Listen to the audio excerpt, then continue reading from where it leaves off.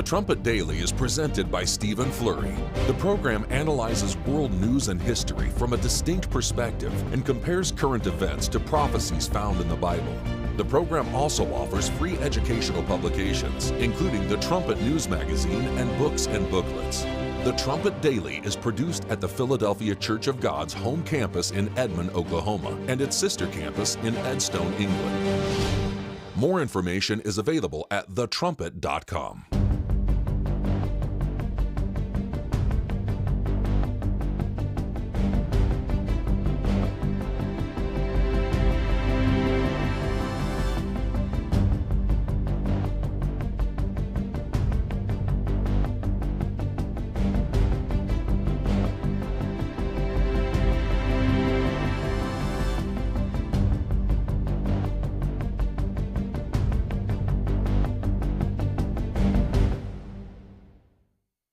The Trumpet Daily program begins right now.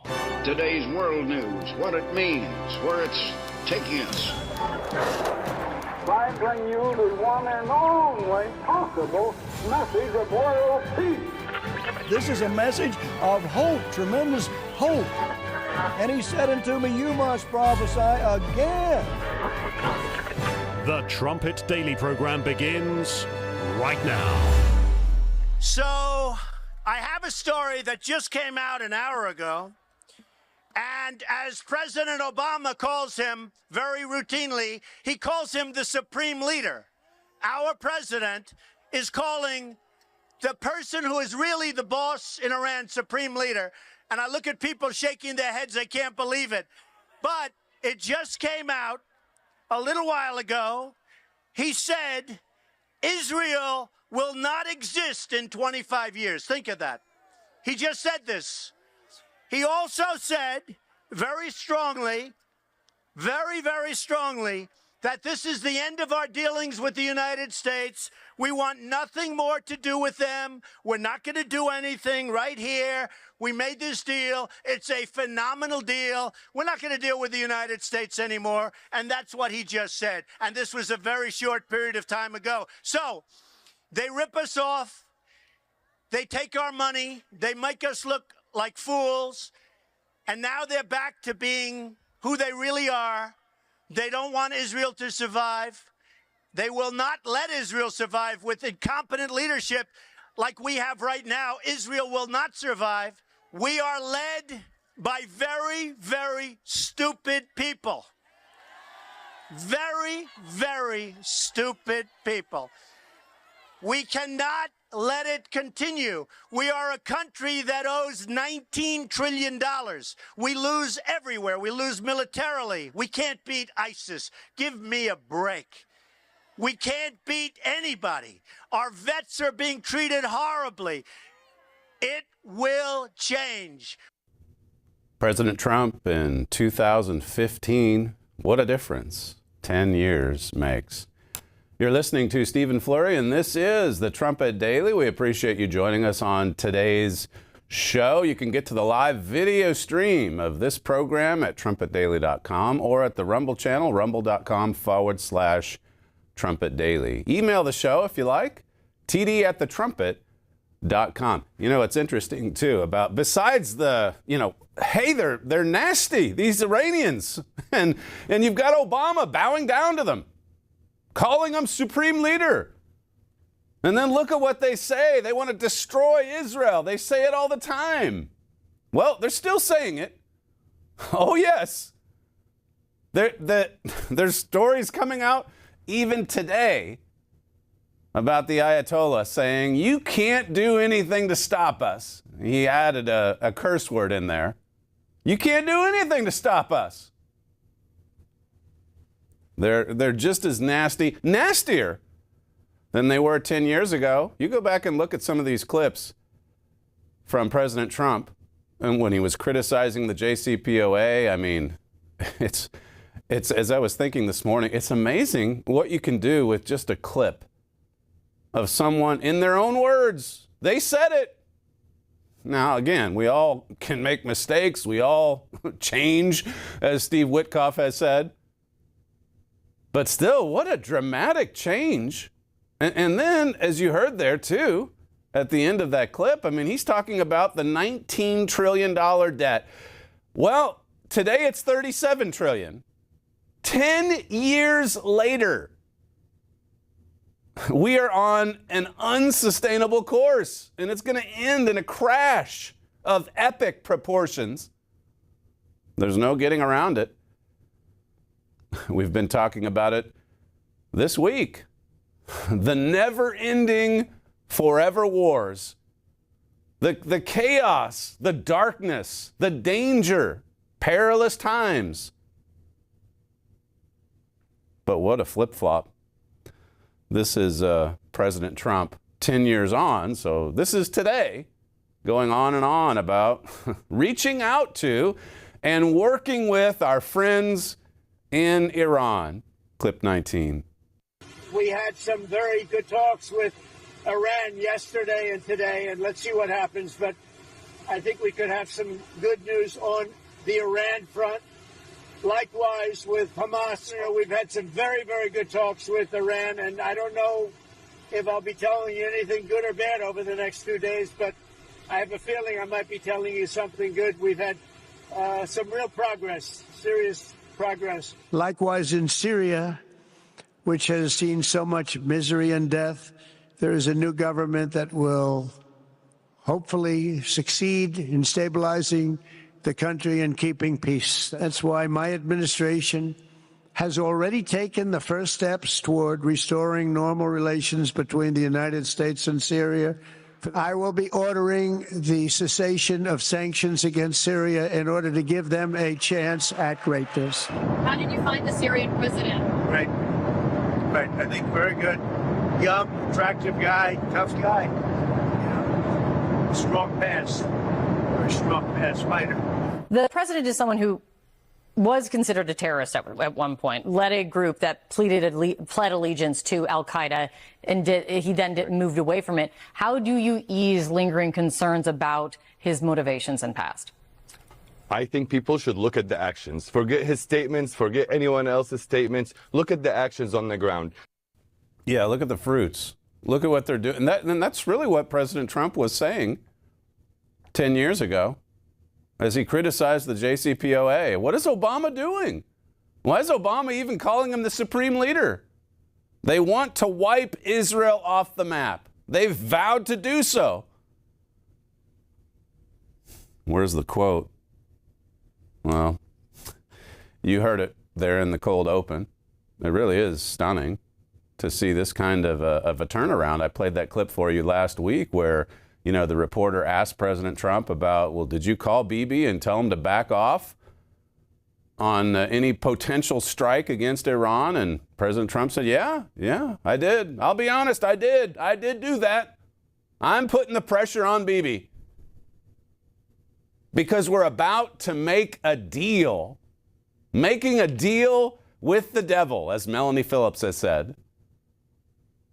Listen to this from JNS TV on how Iran is playing the United States. Clip 15.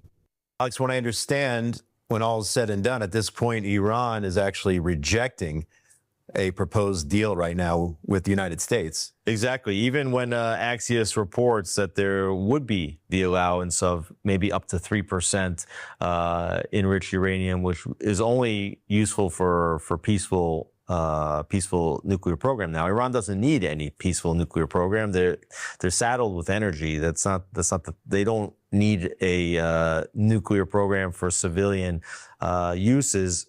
Now, obviously, the amount of uranium which they're enriching is, well over 60%. And some people are saying that they're very close to even 90% enriched uranium. But the Iranians even rejecting that deal. So we're seeing that the negotiations are not necessarily going well. Of course, we're relying on media reports, but we did have an Iranian official come out and say that, Iran was not going to accept even the Axios deal that was reported. And here, Trump is stating that the deal is not even going to allow any enrichment of uranium. So hard to see how the Iranians could accept that.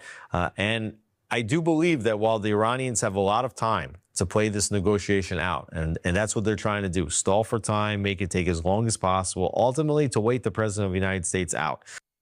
Yeah, just keep playing the waiting game. All of, we're going to work on a montage for later. Just all of these strong, emphatic statements. On day one, this is going to happen. On day one, this is going to happen. You heard the one from Besant yesterday, where he said, there's no way we could ever default on our debt. So much confidence, so much trust in self, so much trust in human leaders, and so little trust in God, and a total ignorance too, as I covered last week or the week before, a total ignorance of human nature, the human heart. This is from Iran International. Iran's Supreme Leader Ali Khamenei on Wednesday reaffirmed that, so this is today, breaking news, he reaffirmed that uranium enrichment remains a central and non-negotiable component of Iran's nuclear program, rejecting a U.S. proposal for a possible nuclear deal and dampening hopes for a quick compromise. See, we got to get it quick. That's the approach that Trump and Witkoff are taking. We just got to get a deal. Bibi, back off. We got to get a deal. We're deal makers. It says here, quoting the Supreme Leader, the rude and arrogant leaders of America repeatedly demand that we should not have a nuclear program. Who are you to decide whether Iran should have an enrichment? That doesn't sound like a partner in peace to me.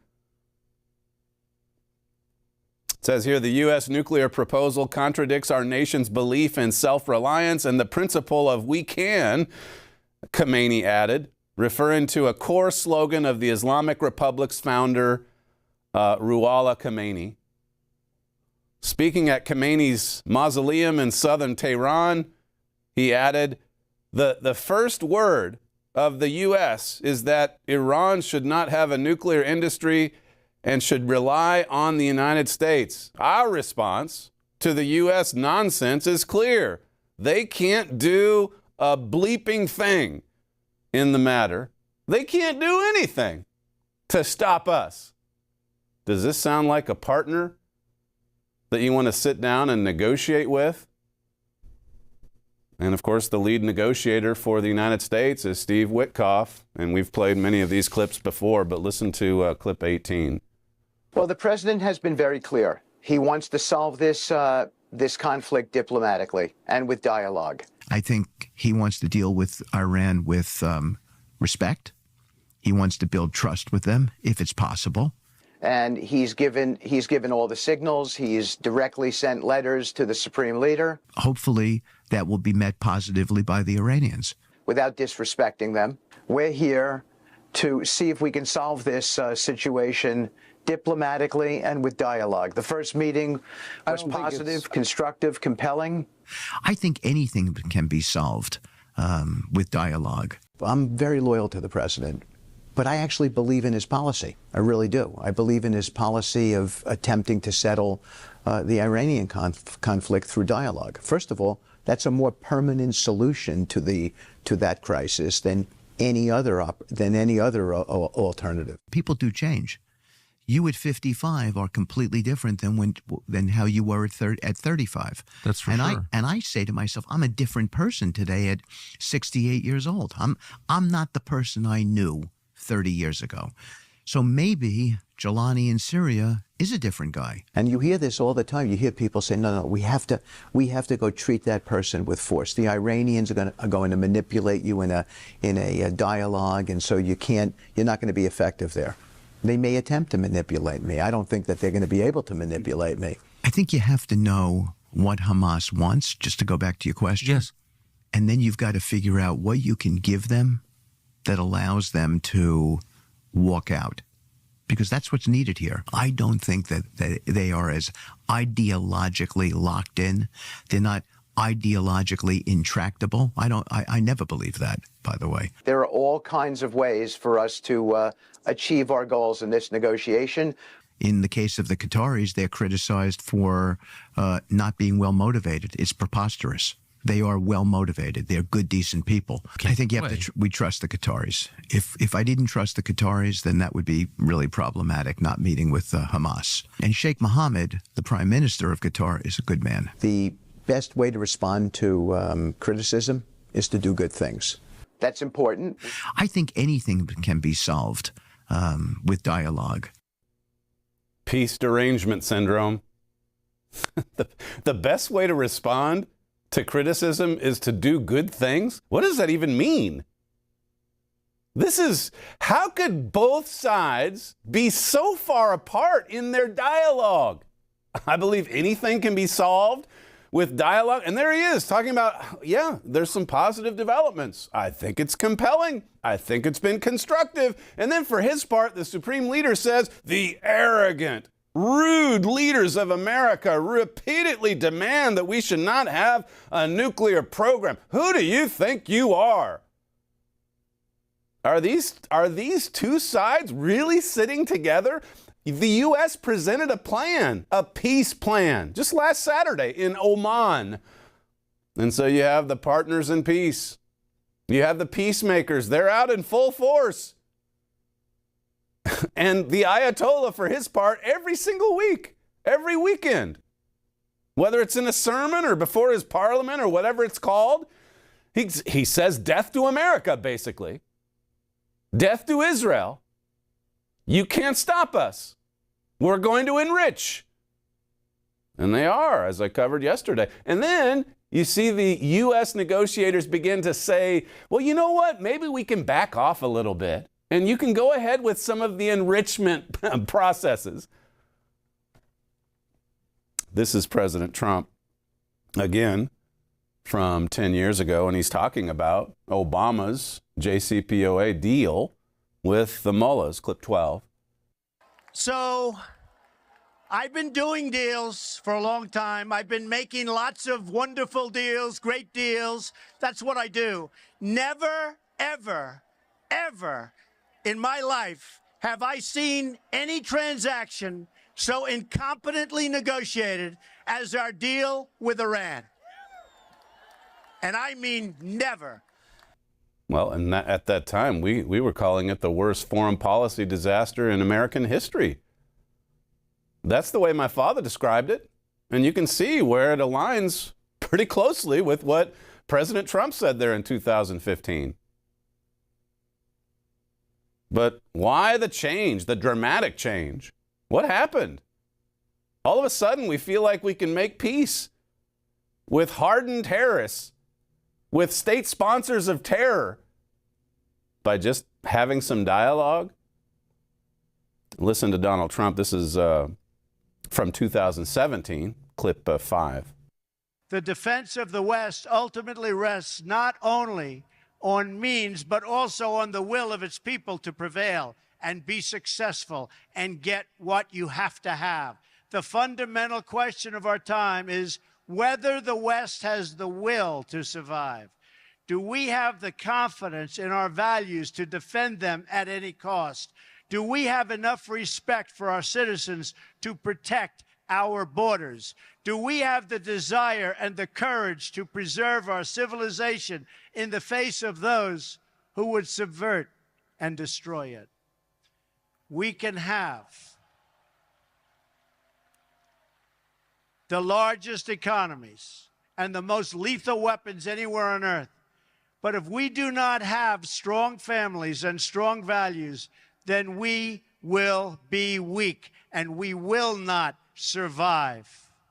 Wow, I mean, lots to unpack there, particularly that last bit there. I mean, he's talking about confronting terrorists initially, but then he says that without strong families, without that as the bedrock of our society, we won't survive. I played the clip yesterday from Rand Paul. If we can't even make a few budget cuts, we're doomed. I mean, I'm not saying it. These people are saying it, or at least he said it 8 years ago. We won't survive. He's right. He was right in 2017. Listen to one more from, this is in Warsaw back in 2017, clip 6. We are confronted by another oppressive ideology, one that seeks to export terrorism and extremism all around the globe. America and Europe have suffered one terror attack after another. We're going to get it to stop. During a historic gathering in Saudi Arabia, I called on the leaders of more than 50 Muslim nations to join together to drive out this menace which threatens all of humanity. We must stand united against these shared enemies to strip them of their territory and their funding and their networks and any form of ideological support that they may have. We are fighting hard against radical Islamic terrorism, and we will prevail. We cannot accept those who reject our values and who use hatred to justify violence against the innocent. We cannot accept those who reject our values. And he's referring there to a trip he made to the Middle East in his first year of that first term. And he called upon Muslim nations in the region to denounce terrorism, to drive out the menace. We've got to crack down. This was a historic gathering. We've got to strip them of their territory, their funding, and remove any form of ideological support. Well, what about today? You hear the Ayatollah, he's out there saying death to America. And they're still sponsoring Hamas, the Houthis, and on it goes. All the proxy wars. You mentioned the historic gathering in Saudi Arabia. That's 8 years ago. And just think about that recent trip that the president made to Saudi Arabia, to Qatar, to the UAE. We've noted this before, just some of the similarities this time around between what President Trump is saying and what the dear leader said 10, 12, 13 years ago. Obama, I guess if you go back even further to 2009, he gave the Cairo speech. He was reaching out to Iran. He wanted to empower Iran. You see the similarities today between the two, but as you listen to President Trump in this next montage, just note the stark contrast with himself just 8-10 years ago. Clip 17. I've come here to Cairo to seek a new beginning between the United States and Muslims around the world. Yet I'm here today not merely to condemn the past chaos of Iran's leaders, but to offer them a new path and a much better path toward a far better and more hopeful future. One based on mutual interest and mutual respect. And one based upon the truth that America and Islam are not exclusive and need not be in competition. After so many decades of conflict, finally it is within our grasp to reach the future that generations before us could only dream about. I know there are many, Muslim and non-Muslim, who question whether we can forge this new beginning. As I've shown repeatedly, I am willing to end past conflicts and forge new partnerships for a better and more stable world, even if our differences may be very profound. Some are eager to stoke the flames of division and to stand in the way of progress. Some suggest that it isn't worth the effort. I want to make a deal with Iran. If I can make a deal with Iran, I'll be very happy. If we're going to make your region and the world a safer place. We have the power to make the world we seek, but only if we have the courage to make a new beginning. Peace, prosperity, and progress ultimately came not from a radical rejection of your heritage, but rather from embracing your national traditions and embracing that same heritage that you love. I want to make a deal with Iran. And then, for their part, Iran says, who are these ignorant, rude Americans? Who do they think they are? They're not going to be able to do a thing to stop us. What happened? Peace derangement syndrome. It's like a powerful drug. This idea that we can solve anything with dialogue. I mean, the devil loves that kind of thinking, that kind of reasoning. And why is it so common in Israelite nations? It's not like this is an isolated event. I mean, this has been our history. Appeasement. I mean, we're seeing history repeat itself. My father's booklet, The Watchman, the latest Trumpet magazine, where he says, heed the warning of Winston Churchill. I mean, Churchill confronted this thinking, this peace derangement syndrome. Neville Chamberlain had it. So many Israelite leaders have it today. I want to make a deal with Iran. We've got a new path forward. I think it's within our grasp, he said, to build a new partnership here. That's the way the dear leader was talking from 2009 to 2016. And then you see we're still just a year and a half removed from October 7,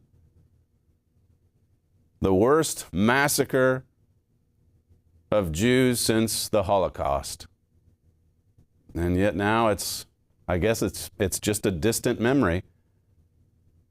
Now Hamas, the proxy of Iran, they're the victims. They're the victims.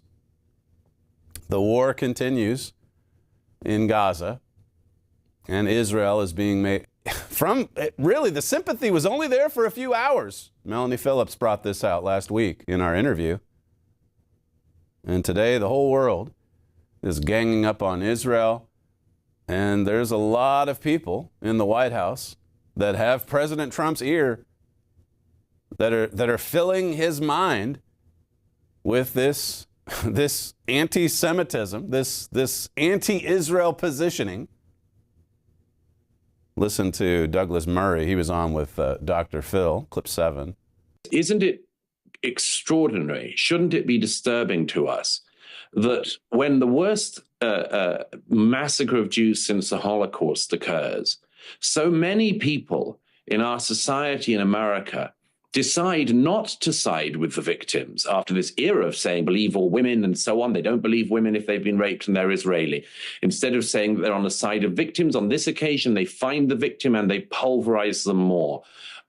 Why is it we have so many people in our society who, seeing the fight between a democracy like Israel and a death cult like Hamas, decide to side with the death cult? Why do they decide to side with the death cult? We're seeing it all over the world. The world's about to explode. These are the last days, right before the return of Jesus Christ. We sent out this article last night, how the forever wars are escalating. The world's headed to a dark place. That was Steve Bannon the other day. And as we said in the Trumpet brief, Bannon, Zelensky, Kremlin, World War III, they're all trending on X. They're all hot topics on social media. Dark place, World War III, Zelensky carrying out this audacious attack on Russia. And of course, the big question, how is Russia going to respond, I should say? If you think about that drone attack, I mean, really what it shows is that we're entering into a new age of warfare. And you saw this even in the lead up to the First and the Second World Wars, where all of this technology, I mean, Churchill was trying to design, a tank that would barrel through the trenches. Since they got into that, and millions died because of it. Just at a standstill, a slaughter across Europe. And so here has been this race. And of course, there was a race to build the bomb, even in the midst of World War II. And when mankind builds weapons, they use them. Eventually, they use them. That's been the history. The story of man as Churchill once said, it's largely the story of war. There's little interludes of peace here and there, but pretty much those peaceful interludes are just opportunities for aggressive, adversarial nations to regroup and to come again and to win the next round. And that's what we're seeing. We're seeing all of these new technologies, a surprise attack. I mean, here are Russian bombers, and they're blown to bits before they can even get off the ground to lead a counteroffensive. What about when that happens to the United States? I mentioned that verse in Ezekiel 7:14, when the trumpet blows and nobody goes off to battle. This is from 1945, the publication. It says, too often policymakers in the White House and Pentagon or pundits on cable news shows approach war fighting in far-off lands with a 6,000-mile screwdriver. They try to dictate strategy and often criticize states for their failure either to follow U.S. practices.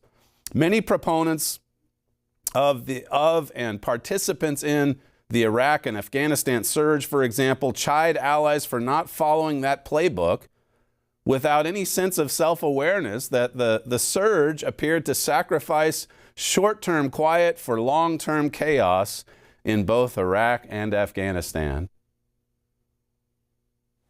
Further on here, Israel shocked the United States with its sabotage of Hezbollah beepers.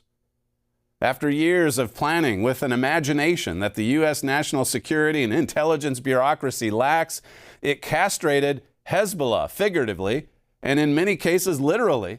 The same boldness and creativity marked Israel's July 31, 2024 assassination of Hamas leader. And then he says further on, the same is true in Ukraine. I've spent the last several days in Odessa, Ukraine, attending the Black Sea Security Forum. It was a humbling experience to listen to the experiences of Ukrainian officials as they described how they had rallied and rebuffed Russian aggression. The Pearl Harbor moment, Ukraine's brilliant surprise attack on Russia's Air Force, destroying planes based thousands of miles away, is a game changer. And so we're seeing these forever wars. I mean, they're just popping up everywhere, and they're escalating, as we wrote last night. And there's new technology. There's surprise attacks. And as my father has said all over our literature, this is what the German people are known for, blitzkrieg-style attacks. And my point is that if you think the United States is not vulnerable to a surprise attack, you better think again, and you better get your nose in the Bible prophecy. Ezekiel 7 and verse 14 in particular, President Trump, he tweeted out the other day, just had a great talk with our military leaders. It's the strongest military we've ever had, including the fact that we are stockpiling weapons at a rate never seen before in our country. Hopefully, however, we will never have to use them. We're stronger than ever. And, add this to the long list of statements where you see total trust in man, in self, in America, in the Trump administration. The National Interest has a piece about the drone attacks, Ukraine's attack on Russia, the escalation of violence. I mean, people are going to, even the cell phone attack on Hezbollah, adversarial nations are looking at these surprise attacks, and they're going to copy them. Drone warfare. What happens if the planes blow up before they can even get off the ground? We are entering a phase of warfare where attribution, not armament, becomes the defining question. And that question will not always be answerable within the time frames that military decision-making or public pressure demands. This is from the National Interest. The temptation for preemptive action, particularly in moments of high tension, will grow exponentially. If any container can hide a drone swarm, then any container can become a target. This creates a chilling feedback loop. Preemption leads to escalation. Escalation leads to broader targeting. Soon the line between civilian and military infrastructure disappears entirely, not out of disregard, but out of structural ambiguity. So there you go. As my father says, this is the latest Trumpet magazine. Heed the watchman. The watchman is sounding the alarm.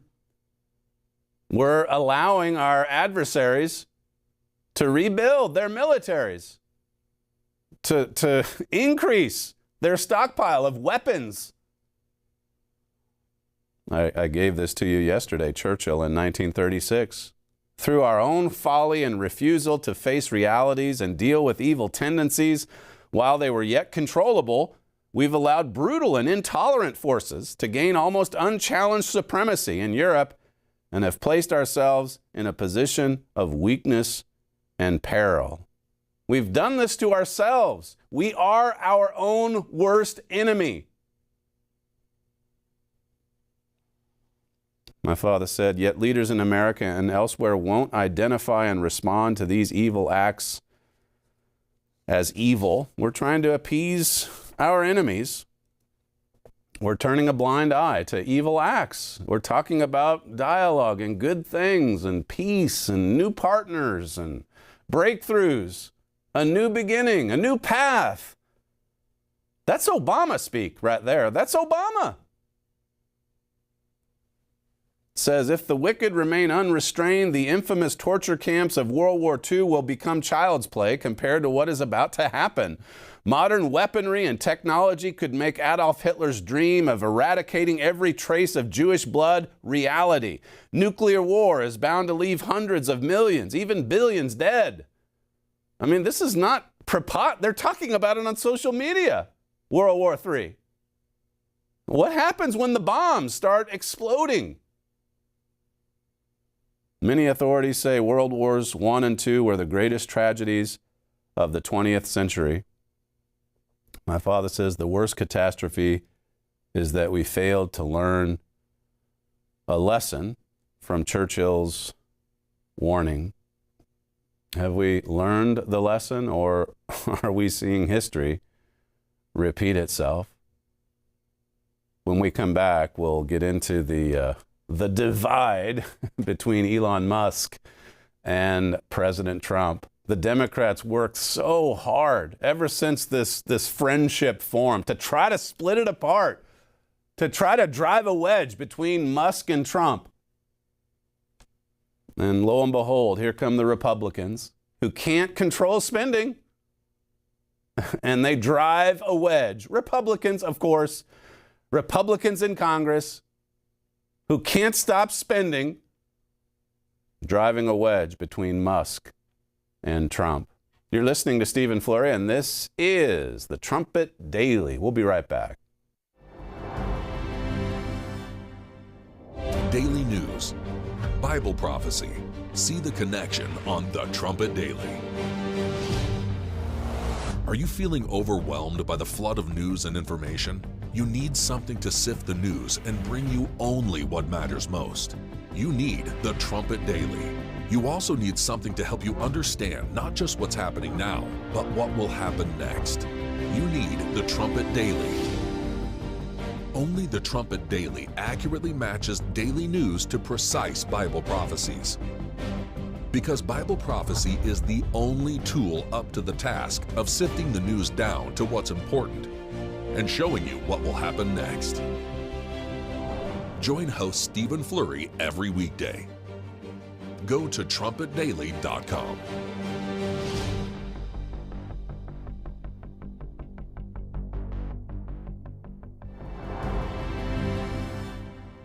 Roundup, the president is asking his cabinet members to slash their budgets amid criticism about the rising federal deficit ahead of the midterms. In a White House meeting Wednesday, President Trump asked his secretaries to trim their spending by 5%. He's dubbing the idea the nickel plan. Would like you to come back with a 5% cut. Get rid of the fat. Get rid of the waste. and I'm sure you can do it. I'm sure everybody at this table can do it. The push comes one day after Senate Majority Leader Mitch McConnell called the federal deficit, quote, very disturbing. We're going to do more with less and make the government lean and accountable to the people. We can do so much more with the money we spend. With the $20 trillion in debt, can you imagine that? The government must learn to tighten its belt, something families all across the country have had to learn to do, unfortunately. Reduce our $18 trillion in debt because, believe me, we're in a bubble. We have artificially low interest rates. Be careful of a bubble, because what you've seen in the past might be small potatoes compared to what happens. So be very, very careful. Speaking of the big, that's Trump 7-8 years ago, a collection of snippets there. And now we're on to the big, beautiful bill. Now we're at $37 trillion in debt. And the big, beautiful bill comes along where, as Rand Paul has said, it ups the debt limit by $5 trillion. And it adds a couple trillion more to the debt every single year. I mean, we've gone, in a period of 6 years, we've gone from spending $4.4 trillion to $7 trillion. We're well on our way to doubling our spending compared to just a few years ago. This massive, outrageous, pork-filled congressional spending bill is disgusting. It's an abomination, said Musk. He's right. He is absolutely right. He says it will massively increase the already gigantic budget deficit to $2.5 trillion and burden American citizens with crushingly unsustainable debt. Interest payments already consume 25% of all government revenue.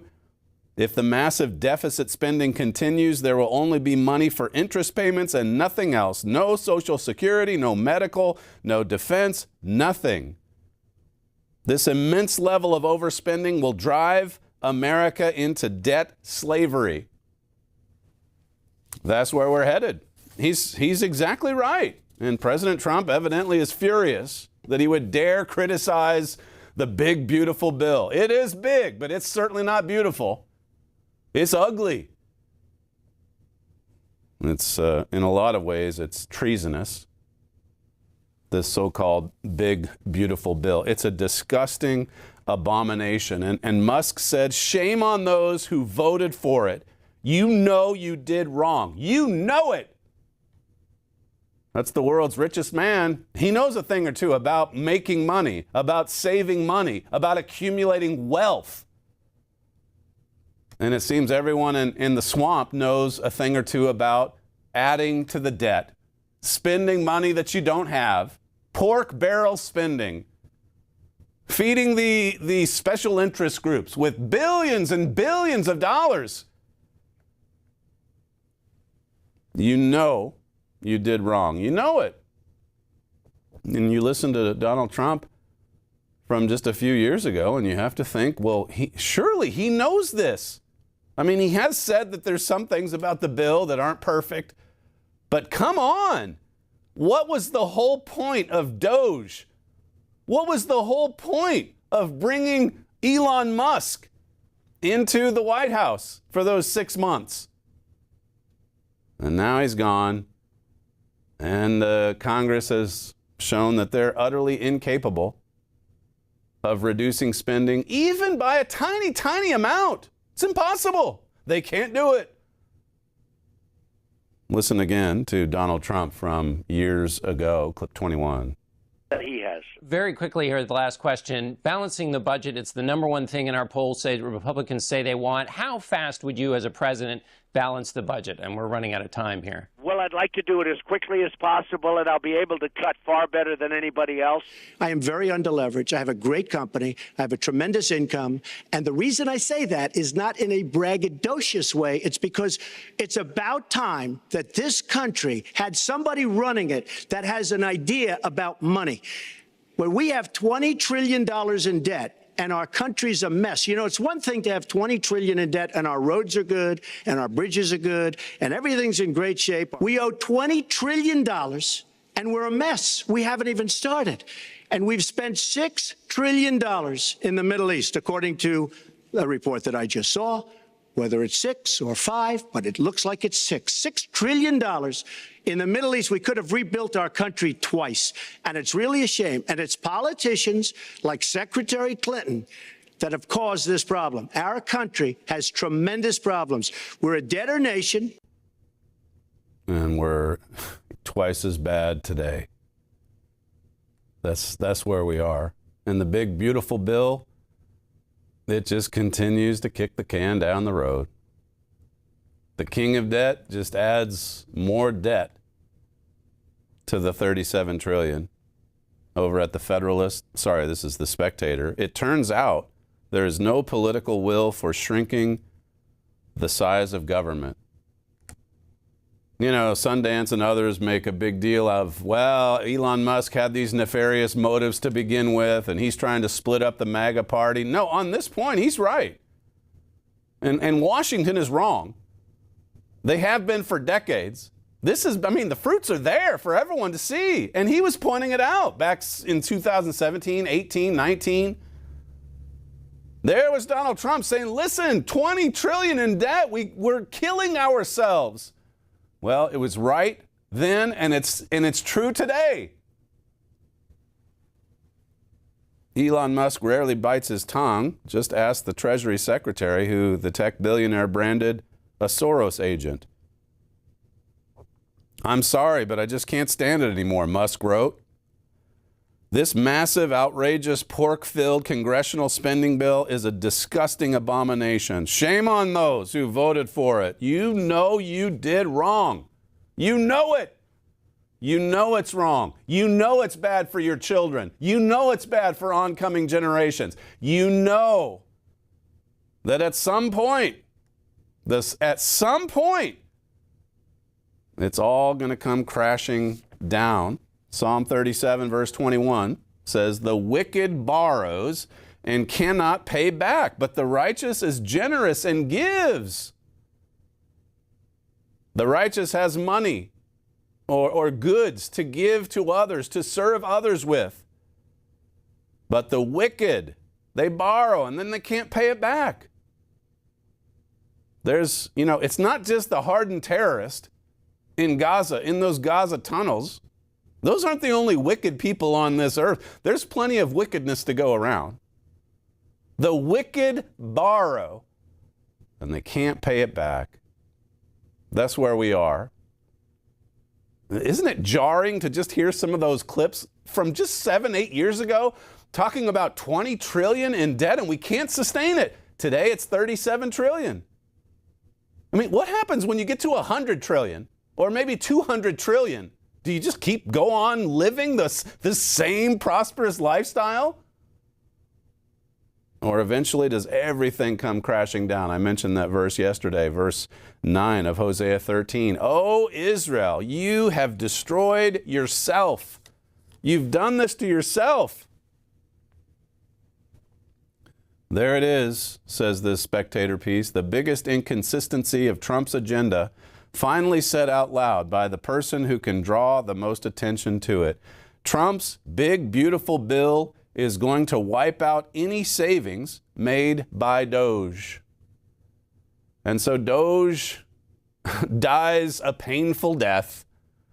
Doge is buried 6 feet under. Doge is done before it even got started. The Department of Government Efficiency can't do it. It's impossible. You cannot do it. Not with leadership like what we have in D.C.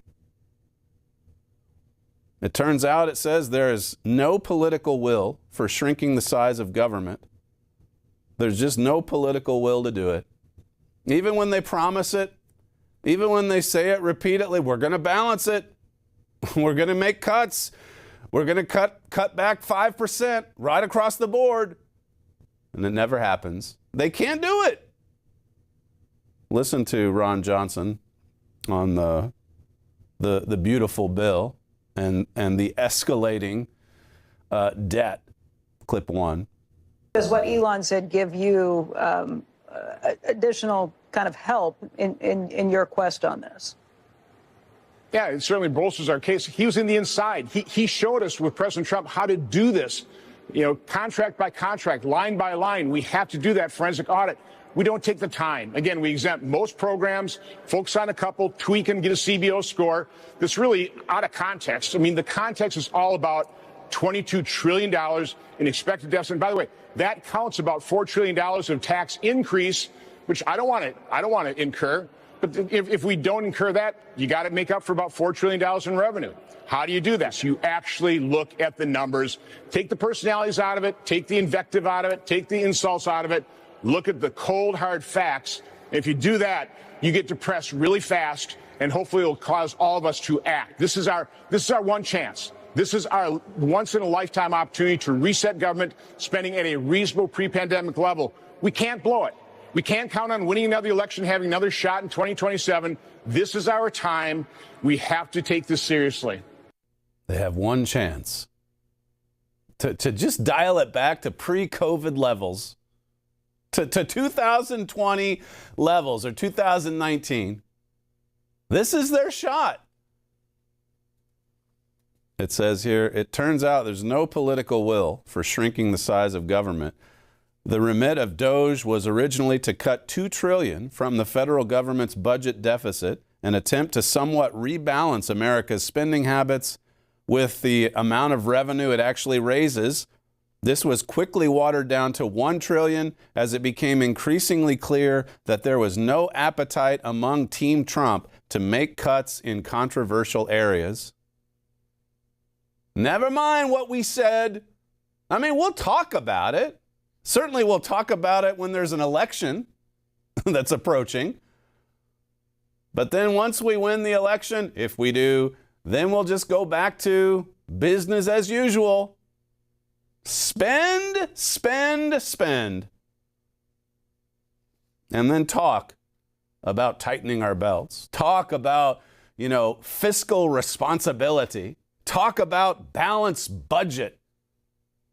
Listen again to Ron Johnson, clip 2.